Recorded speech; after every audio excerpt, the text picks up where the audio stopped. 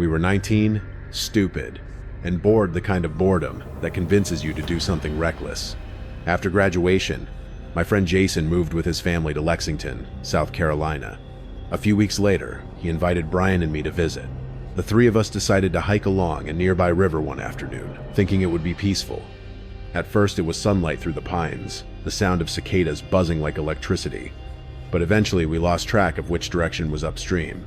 The river twisted back on itself, and the woods grew silent. No roads, no houses, no signal on our phones, just us and the water. We followed the river until the trees opened up and revealed a building, a small, red brick church sitting beside the bend.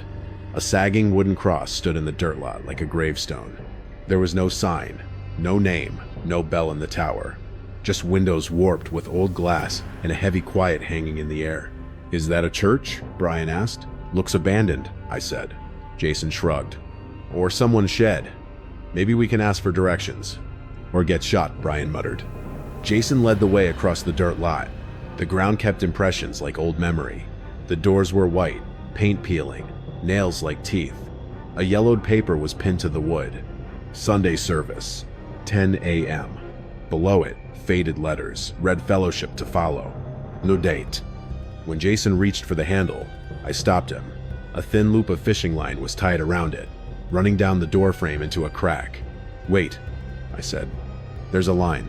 "Alarm," Brian whispered. "Or a trap." We circled the building. Around back, there was a newer lock on an old side door, a rusted awning, and a basement window webbed so thick it looked like frost. Jason cupped his hands to the glass. "Can't see anything." A dusty bulletin board hung nearby. Under cracked plastic, faded flyers advertised long-past food drives and revivals, none with years. One flyer looked newer. "Praise night, bring your testimony." We found a rear door with a push bar. Jason leaned in, and the old metal side open. The smell hit first mildew, dust, and something faintly sweet. It was the scent of every old church basement I'd ever known, and it made my skin crawl because it felt familiar. We stepped inside a small vestibule. Dust drifted in the air. A corkboard listed hymn numbers 118, 342, 209 with no titles. A brass-plated door read "Pastor." Jason called out, "Hello, we're lost." No answer, just our voices bouncing back too softly. The sanctuary was huge and still. Sunlight cut through tall windows. Rows of pews faced a wooden pulpit. A deflated balloon sagged behind a piano. Everything looked abandoned, but not ruined. Someone had kept this place standing. Jason pointed toward the pulpit. "If there's a phone, it'll be back there." Behind it were two doors, office and fellowship hall. In the office sat a desk with a rotary phone the color of old bone. Jason picked it up. "Got a dial tone," he said, surprised. He dialed his mom's number and waited. His face changed. It rang once then. I don't know. I heard something, like singing. I lifted the receiver. The line was dead now, but for half a second, I swore I heard a single high note, faint and thin. Not music, just tone. We moved on to the fellowship hall. Long tables lined the wall, stacked chairs filled the stage. A pale blue sweater hung over one chair, a name tag pinned to it, Helen. Under the stage sat a metal cart with a black binder. Inside were handwritten logs. Fish fry, youth night, homecoming. Then, later pages. Testimony. Testimony. The last entry just said Jason, followed by a blot of ink. "Very funny," Jason muttered. "I didn't write that," I said. "Who would?" Brian whispered. Silence pressed in. Even the air felt heavier. "There's a basement," Jason said, spotting a peeling sign that read Baptistry. "This is where we stop," Brian said flatly. "We're just finding another exit," Jason told him. "Relax." The stairs descended sharply. The air cooled and smelled like wet stone. The walls were painted beige cinder block. A sour tang of bleach lingered. 2 rooms waited below. One held folding tables and a mop sink. The other, worse, held an empty baptismal pool. A dark ring around the tiles showed where water had been recently. On the far wall, paper sheets were taped in 3 columns. Left column, testimony, with names. Middle, cleansing, with dates. Right, witness, blank, except for 3 numbered lines, 1, 2, 3. "Let's go," I said, my voice tight. Jason leaned closer. "Probably some youth group chart." "Then why is it down here?" Brian hissed. "And why does it smell like bleach?" That's when we heard footsteps from the stairs above. Slow, careful, deliberate. We turned toward the doorway. Something moved across the light, too thin to see clearly. Jason raised his hand, a calm gesture, the same way the preacher in the old photo had. "Hello?" he said, his voice steady but low. No answer. Then the fuse box clicked. A fluorescent light buzzed alive. Then another. In that sickly light, I noticed new droplets of water on the tile, near the pool's edge. Fresh, still, perfectly round. Behind us, a voice spoke. Not loud, not whispering. "Service isn't over." For a second, everything froze. Then Jason swung his flashlight around. The beam cut across bare walls in the empty pool, but there was no one there. The air felt thick, charged, like the room itself was breathing. "Who said that?" Brian stammered. No response. Jason started for the stairs. "Probably someone messing with us. Come on." He went first. I followed, Brian last. Halfway up, I looked back. The lights flickered once, and a single wet footprint appeared on the lowest step. Barefoot, human, facing up. We slammed the fellowship hall door shut behind us. The sound echoed like a gunshot. Jason shoved a chair under the handle, even though it opened outward. None of us spoke. "Someone's down there," Brian said. "Yeah," I answered, though I wasn't sure I believed it. Jason tugged the front doors. They were stuck. "It's jammed." Brian ran to the side door. He looked through the window, froze, and backed away. "The fishing line's gone," he said. We looked. The line that had once tied the door shut had been cut. Clean. The ends curled like they'd burned. Then, from somewhere in the sanctuary, came the sound of an organ, soft, wavering. It played an old hymn I half remembered from childhood. "There is a fountain filled with blood." "I'm not staying," Brian said. "We'll break a window." Jason didn't reply. He was walking toward the sanctuary, like something was pulling him in. "Jason," I whispered. He didn't stop. When I followed, the music grew louder, hesitant, human. The piano was open now. Someone sat on the bench, shoulders small beneath an off-white cloth. Hair hung over their face, thin and gray. Hands twitched weakly across the keys, dark and smudged at the fingertips. "Hello?" Jason said. The music stopped. The figure turned slowly toward us. Its face, if it was a face, looked half-melted, waxy, coated in dust. The eye sockets were only shallow dents. It stood up. Jason stumbled back into a pew, and that screech of wood against floor snapped whatever trance we were in. We ran. We burst through the vestibule, down the hall, and slammed against the back door. This time, it gave way. The bar groaned, and the door flew open to hot, living air. We ran until the church was just a shadow behind the trees. The smell of the river felt almost holy compared to what we'd left inside. We didn't stop until the dirt lot was swallowed by woods. Jason bent over, gasping. "Tell me we all saw that," Brian said. "Shut up," Jason snapped. His voice cracked halfway through it.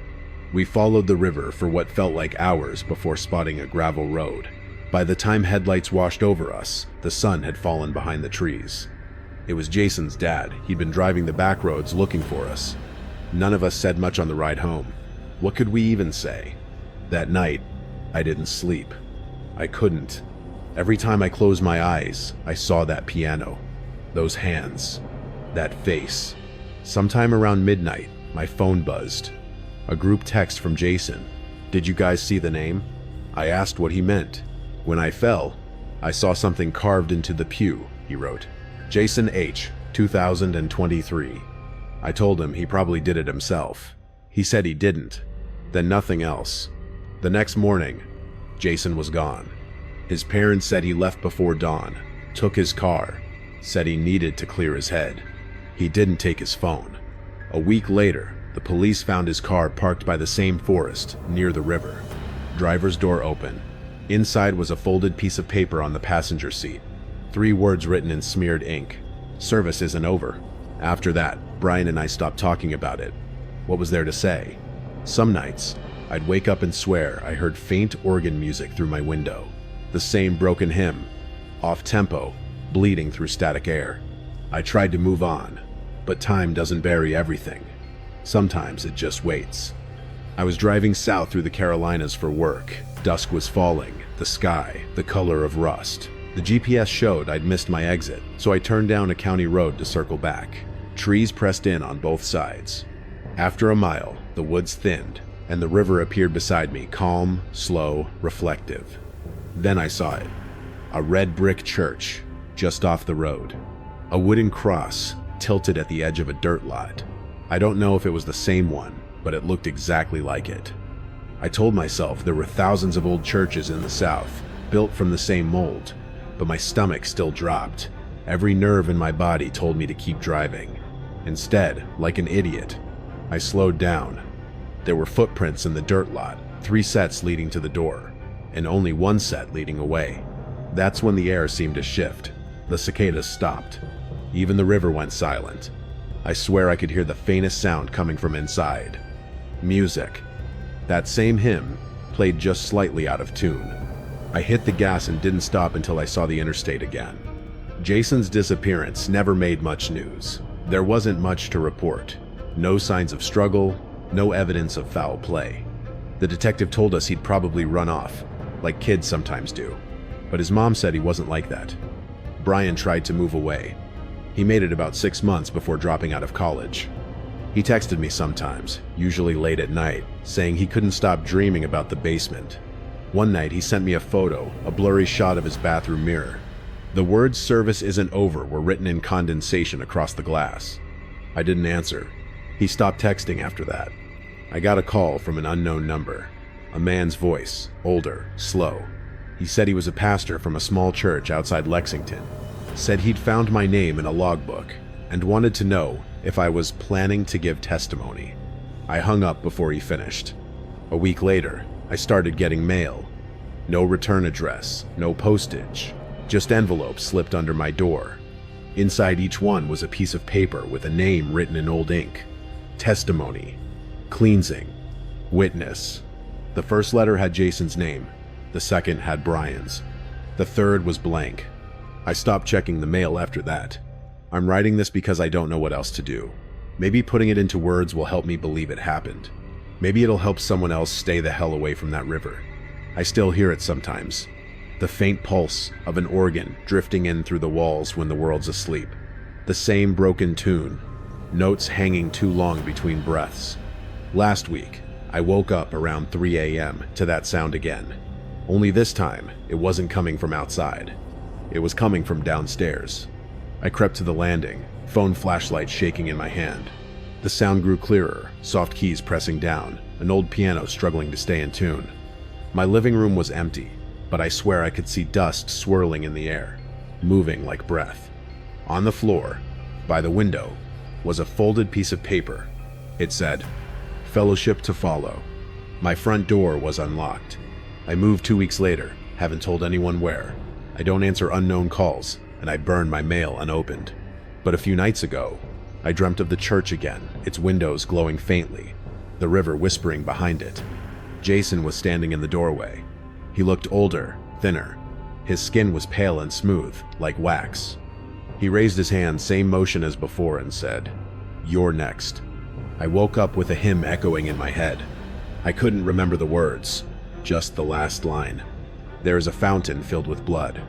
And somewhere, faint and steady, a voice replied, "Service isn't over."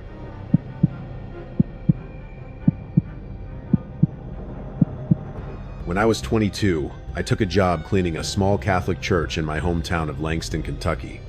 I just dropped out of college after a rough semester, and the job was supposed to be temporary part-time work until I figured out what I wanted to do next.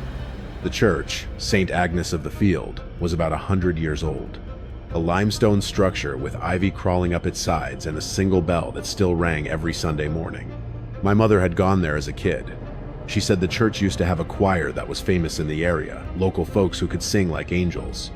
They'd recorded a Christmas album in the late 1000, 980 seconds, that was still sold in the parish bookstore.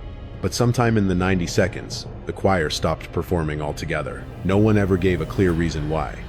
The story was that there'd been a fire one winter night, something electrical that started in the old loft and spread through the rafters before being contained.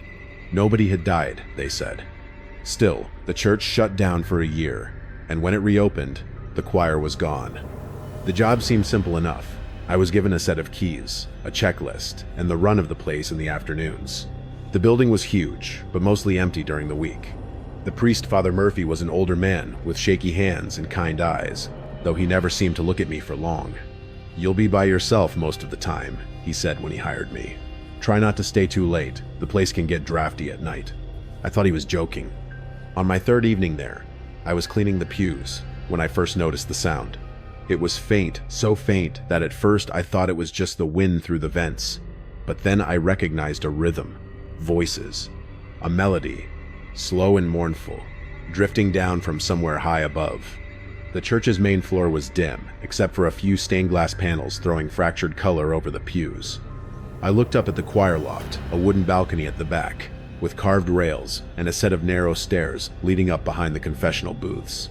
The sound was definitely coming from up there. It was singing. Not words, exactly more like humming. A dozen voices, male and female, blending together in an old hymn I half recognized. Ave Verum Corpus. The rational part of me said it had to be a speaker left on somewhere, or maybe the priest had a recording playing in the office. But the sound wasn't steady. It rose and fell like real breathing. I stood there for a long minute, mop handle in hand, just listening. The longer I listened, the clearer it became. There was something heartbreakingly beautiful about it. The kind of harmony that makes your chest ache, but under the beauty, I heard something else. A low hum beneath the notes, almost like the sound of electricity or distant thunder. When I finally worked up the nerve, I went to the staircase and climbed. The wood creaked under my weight. The singing didn't stop, didn't even falter. I could see the railing ahead, the curve of the old organ, dust floating in the fading sunlight that came through the rose window. When I reached the top, the sound stopped dead. The loft was empty. The air was thick with dust, and the smell of smoke hit me so suddenly it made my eyes water. Not new smoke old, like someone had opened an attic full of ashes. The organ was covered with a thin gray sheet, and across it were faint black smudges, like fingertips pressed into soot. That was enough for me. I went back down and finished my shift without going near the loft again. When I locked up that night, I saw the priest standing outside under the bell tower. He wasn't expecting me. I startled him when I said hello. His eyes flicked toward the dark windows above us. "Did you hear it?" he asked, almost too softly to catch. "What?" I said. He shook his head. "Never mind. You should head home." Hence, by the second week, I'd gotten used to the emptiness, the echo of footsteps, the low creak of the roof beams. I stopped listening for anything unusual, until one evening when I was cleaning near the altar and I heard something that froze me in place. It was humming again, the same melody as before, but closer now, not from the loft this time, from behind the altar. There was a small side room there, used for storing candles and vestments. The door was half open, just enough for the sound to leak through. I took one step forward. The humming stopped. I waited. Nothing.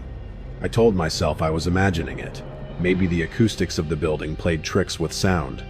But when I pushed the door open, my flashlight caught something on the floor, small, dark, irregular shapes scattered near the base of the wall. They looked like burnt paper at first, but when I knelt and touched one, it crumbled to dust, leaving behind the faint smell of smoke.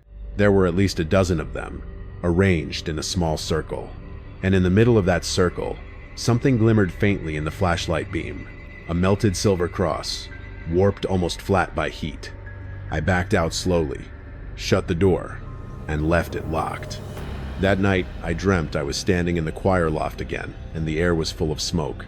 I couldn't see anyone, but I could feel them around me, dozens of bodies pressed shoulder to shoulder, their breath warm against my neck. Someone started humming, then everyone joined in.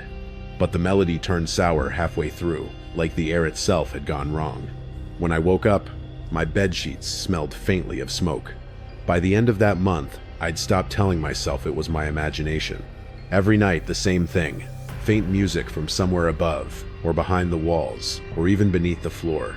Sometimes it was clear enough that I could recognize voices, a high, wavering soprano, a deep male bass, and something in between that didn't sound quite human. I tried bringing my phone one night to record it, The video played back with no sound except a low hiss. When I slowed the audio down, I heard something strange beneath the static, a whisper. Just one word. Sing. M. I quit the next morning. Or at least, I tried to. When I told Father Murphy I couldn't stay, he didn't argue. He just nodded, his eyes fixed on the desk. "It's for the best," he said. Then, almost to himself, "They always find new voices eventually." I didn't ask what he meant. 2 weeks later, I got a call from the church secretary. Father Murphy had passed away in his sleep. They were asking old employees to help with the memorial service. Against my better judgment, I said yes. When I arrived for the service, the church was full of people. Candles flickered along the aisle, and someone had draped the choir loft in white cloth. A new priest was leading the prayers, his voice steady, unfamiliar. But halfway through the service, I noticed something the others didn't. Above the crowd, faint but unmistakable, a harmony began to build. The new priest didn't seem to hear it, but a few older parishioners looked up, confused. The air trembled with sound, clear, mournful, impossibly distant. Ave Verum Corpus. I looked toward the loft. Behind the white cloth, I could see silhouettes, a dozen of them, motionless, side by side. As the final note faded, the cloth stirred, as if someone had exhaled beneath it. And from somewhere behind the altar, I swore I heard a quiet voice whisper my name. That night after the funeral, I couldn't sleep. I kept seeing those silhouettes behind the white drape perfectly still, but undeniably there. Every time I closed my eyes, I saw them moving ever so slightly, the way people do when they breathe in unison. The next morning, I told myself I was done. No more thinking about that church. No more dreams. But by afternoon, I found myself sitting in my car outside St. Agnes again, engine idling, heart pounding like I was about to do something unforgivable. The church looked smaller in daylight, almost harmless. The ivy on the walls, the weathered stone, the half-broken bell, all of it seemed ordinary. But there was something else now, something I hadn't noticed before. Faint scorch marks above the choir loft windows, like smoke stains that someone had tried to scrub away. I don't remember deciding to get out of the car, but I did. The front doors were unlocked. Inside, it was cool and quiet, the kind of silence that has its own sound. The funeral flowers were still there, wilting on the altar. The white cloth still hung across the loft. I thought about leaving then, but the air felt charged, like the moment before a storm. And then I heard it again. The humming. Only this time, it wasn't distant or soft. It was right above me, loud enough to make the stained glass windows tremble faintly in their frames. Something in me, curiosity, stupidity, guilt, pushed me forward. I went to the staircase behind the confessional and started climbing. The air grew hotter with every step. By the time I reached the top, the smell of smoke was so thick I could taste it. The white cloth still covered the railing. It shifted gently, though there was no breeze. I reached out and pulled it aside. The loft was empty, but the organ wasn't. The cover that had once been gray with dust was gone. The keys gleamed faintly, though I hadn't cleaned them in weeks. And sitting on the bench was a choir book open to a hymn I didn't recognize. The notes were blackened at the edges, as if they'd been burned, but the title at the top was still legible, Requiem of the Blessed Voice. As I stared, the humming grew louder. It wasn't coming from the organ or the air, it was coming from beneath my feet. I dropped to my knees and pressed my ear to the floorboards. What I heard froze my blood. Dozens of voices, muffled but distinct, singing from below. A full choir, and beneath the singing was a crackling sound, the dry pop and hiss of fire. I bolted down the stairs. The humming followed, vibrating through the walls like the whole building was alive. The sound was coming from the basement. There was a narrow staircase behind the altar leading down to the storage room. I hesitated at the top, flashlight shaking in my hand. The humming had turned into words now Latin, I think, though I didn't understand them. Every syllable was stretched, mournful, echoing through the floorboards above me. I went down anyway. The basement was colder than before. My light caught shelves of hymnals, candles, cleaning supplies. And in the far corner, half hidden by shadow, I saw something I'd never noticed before, a wooden door with black hinges, low and narrow, like it wasn't meant for anyone to pass through. The sound was coming from behind it. I reached for the handle. It was warm, too warm. The second I turned it, the singing stopped. Then came the smell, sharp, chemical, unmistakable. Smoke. I yanked the door open. A wave of heat hit me like a furnace. The space beyond was no larger than a closet, but the walls were scorched black. Inside, hanging from metal hooks, were a dozen white choir robes, perfectly preserved except for the necklines, where each was charred, dark brown, as if burned from the inside out. Something shifted among them. A faint rustle, like fabric moving when no one's touching it. I stepped back. My flashlight flickered, caught something pale between the hanging robes, a face, waxy and melted, just for a second, before the light went out completely. The door slammed shut. I don't remember running, but I must have. I tripped on the stairs, hit my shoulder, scrambled up in the dark. When I burst into the main hall, the air was hazy. Smoke curled from the walls, and the old bell overhead began to toll by itself, slow and uneven. Through the haze, I could see them. The choir, 12 figures in scorched robes, standing behind the altar, heads bowed. The air shimmered around them like heat above asphalt. As the bell rang again, they lifted their faces. Every one of them was featureless, blank as candle wax. And then they started to sing. The sound wasn't music anymore. It was grief, layered and endless, pulling something out of me I didn't even know was there. My knees went weak. My vision narrowed. Through the noise, I heard a single voice, louder than the rest, right beside me. "Join us. We need your voice." Something cold touched the back of my neck, fingertips, or ash, or both. I don't remember getting out.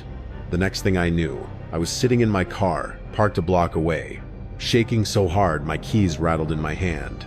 Smoke clung to my clothes, though there were no flames when I looked back.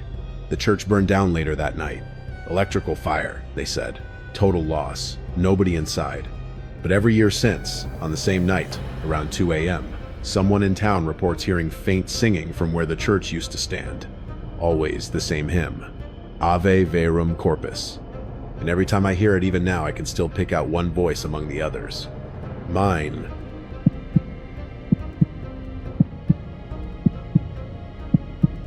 I was 32 the first time I went back to my hometown after more than a decade away. I'd left Millbrook, Indiana right after high school and never looked back, not for reunions, not for holidays. But when my father passed away that winter, I had no choice. My mother wanted the funeral at our old church, the same one I grew up in, Grace Hill Baptist. The name sounded so gentle, so harmless, but even as a kid, I knew there was something off about that place.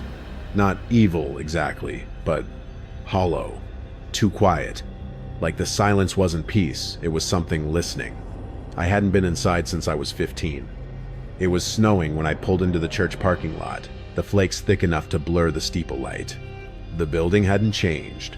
White clapboard siding, frosted windows, the little sign out front that said baptisms every Sunday, all welcome. My mother was already there, talking with Pastor Raymond, or Brother Ray, as everyone called him. He looked the same too, maybe a little thinner, maybe more gray around the temples, but still, with that slow, practiced smile that didn't touch his eyes. "Eli," he said when he saw me, "you came home." I shook his hand. His skin was paper dry, and his grip lasted a little too long. The funeral service was the next morning. That night, I stayed in my old room at Mom's house. Lying there, I kept thinking about the church basement, the one place I'd been told never to go. When I was a kid, I'd hear whispers about it from the other kids in Sunday school. They said that's where the real baptisms happened. Not the warm, clean water in the tank behind the pulpit. No, these were private, for the ones who needed cleansing deeper than skin. Once, when I was 10, I saw 2 deacons leading a man down those steps. His hands were shaking so badly he had to be held upright. I remember the sound that came up from below a few minutes later, a splash, then something like a gasp, and then silence. When they brought him back up, he looked empty. Like whatever had gone down, there wasn't him anymore. When I asked my dad about it, he said, "Those are grown-up matters, son. Don't ask again." So I didn't. Until now. The next morning, I stood in the front pew while Brother Ray preached about eternal peace and heavenly reward. His voice was deep, calm, hypnotic. I watched his lips form the same rehearsed phrases he'd used at every funeral I'd ever attended here. The Lord purifies through water. The Lord makes all things new. At the end, he asked the congregation to bow their heads. But while everyone prayed, I looked up toward the back wall behind the pulpit, where the door to the basement sat half hidden by a curtain. It was open, just a crack, and for the briefest moment, I saw light flickering down there. Not candlelight. Something whiter, colder. People filed out slowly, shaking hands, whispering condolences. I lingered, waiting for the church to empty. My mother left with some relatives, trusting me to follow. When the last car pulled away, I turned back to the pulpit. The door behind it was still cracked open. A faint hum came from below, mechanical, rhythmic, almost like a generator or breathing. I told myself it was just curiosity, or maybe anger that I'd spent my childhood afraid of a stupid basement. But I knew it was more than that. Some part of me needed to see. The staircase was narrow, the walls painted cinder block. The light overhead buzzed faintly, turning the snow on my coat into wet glitter. At the bottom, the air changed damp, chemical, metallic. It smelled like a hospital left to rot. The hallway stretched straight ahead, ending in a door with a fogged glass window. Etched across it in peeling letters was one word: baptistry. My throat went dry. I reached for the handle. It was wet. The room beyond was large, larger than it should have been, considering the size of the church. The walls were tiled, pale green and slick with condensation. In the center was a concrete pool, rectangular, deep, filled with still water that gleamed gray under the fluorescent light. But what stopped me wasn't the pool. It was what surrounded it. 12 wooden chairs, perfectly spaced in a circle around the water, each facing inward. On every chair sat a folded white robe, and on every robe a small glass vial, corked, half filled with a dark red liquid. Blood. I froze. My mind scrambled for explanations, maybe some symbolic ritual, a prop from an old Easter pageant, anything. But then I saw the writing on the far wall, painted in black letters. The water bears the blood. The blood washes clean. Something about the handwriting looked familiar. Sharp, slanted. Like my father's. I felt sick. That's when I heard footsteps on the stairs behind me. Slow, measured. I turned just as Brother Ray stepped into the doorway. He didn't look surprised to see me. "Eli," he said softly, "you were bound to come down here eventually." I opened my mouth to speak, but no sound came out. He stepped closer, his shoes echoing off the tile. "Your father brought you here once before," he said. "You don't remember. You were a child. Very ill. He wanted you saved the right way." My stomach flipped. "That's not true," I managed. Brother Ray smiled. "It is. You went under same as the rest. Only difference is, you came back whole." He gestured to the water. "Some don't." I took a step back. My heel hit the edge of the pool. The water didn't ripple, it just shifted, like something beneath it was moving. Brother Ray's eyes gleamed. "You've carried the mark ever since, haven't you? The dreams, the fear of water, the headaches after rain. How?" He raised a hand. "It's calling you home, son. The water remembers its own." Something broke the surface behind me just for an instant.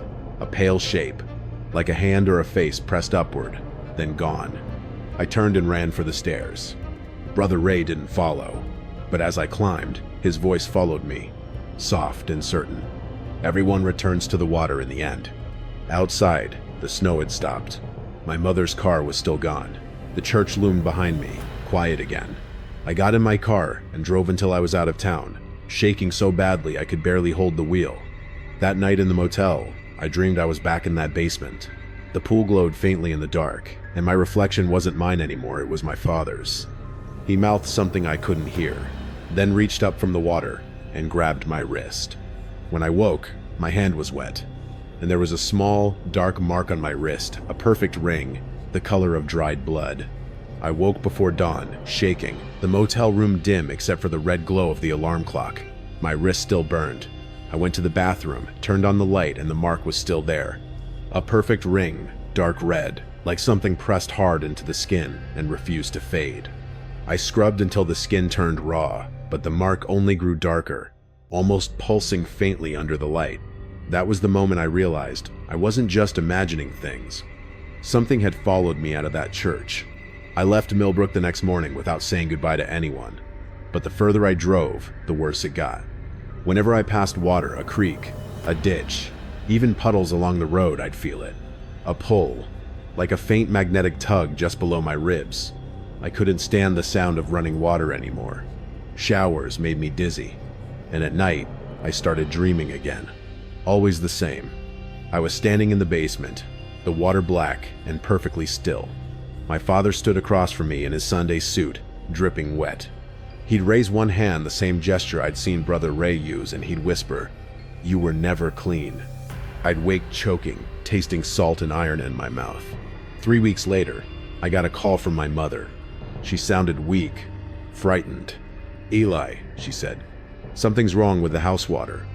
It's dark, like rust, but thicker." I told her to call a plumber, but she said no one would come. They all said the church well-fed the town's supply, and they'd been having issues since the funeral. That was enough to make me drive back. When I reached Millbrook, snow still covered the ground, but the church's front steps were clear, like someone had recently swept them. The front doors were unlocked. Inside, everything looked normal, too normal. Every pew polished, every hymn book stacked perfectly. The only difference was the smell, that same metallic dampness I remembered from the basement. The door behind the pulpit was open. I knew I shouldn't, but I went down. The lights flickered as I descended. Halfway down, I heard water dripping, steady, rhythmic, echoing off the tile. The hum I'd heard before was louder now, almost mechanical, but it pulsed in time with my heartbeat. The basement door was wide open this time, and the pool was full, completely full, all the way to the edge, the water black and shining like oil. The robes and chairs were gone, but faint marks on the floor showed where they'd been. On the far wall, the words were repainted, bolder now, like they'd been traced over in fresh black paint. "The water bears the blood. The blood washes clean." I stepped closer, my flashlight trembling in my hand. The water wasn't still anymore. Tiny ripples moved across it, forming concentric circles that spread outward from the center. Then, from the corner of the room, I heard the floor creak. Brother Ray stepped out of the shadows, barefoot, his pant legs rolled up, his expression calm. "I knew you'd come back," he said. "They always do." "Where's my mother?" I demanded. He smiled. "Home, resting." She finally understood what your father tried to teach her. I took a step back. "What are you talking about?" "The covenant," he said softly. "The cleansing. Your father was the first to see the truth that baptism isn't symbolic. It's binding." He walked to the edge of the pool. The water rippled toward him, drawn like a living thing. "You were marked when you were a boy. That water claimed you. You can run your whole life, but eventually, it calls you home." He gestured to the pool. "Look." At first, I refused. But then the surface moved again, not just rippling, but shifting. Faces appeared beneath it, pale and faint, mouths open as if singing under the surface. Their eyes were closed, but one of them looked just like my father. Brother Ray's voice deepened. "This is where sin ends. The body drowns, but the soul wakes clean." He stepped into the water. I shouted, but before I could move, the liquid rose around him, swallowing him up to the chest. He lifted his face toward the ceiling, eyes wide, whispering words I couldn't hear. Then the water surged upward. Something beneath it was moving, something large. I turned and ran for the stairs. The hum had become a roar, and the lights overhead exploded one by one, plunging the hallway into darkness. Behind me, the sound of water splashing filled the air, followed by a wet dragging sound, like something heavy being pulled across tile. I barely made it to the top before the door slammed shut on its own, hard enough to rattle the hinges.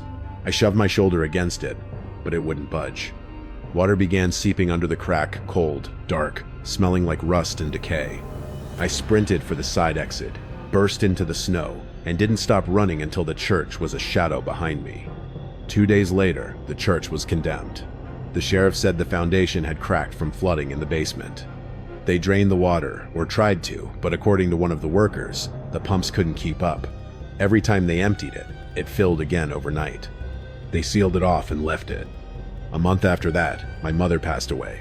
They said it was her heart, but when I cleaned out the house, I found her bathtub full of dark water. There were fingerprints on the rim.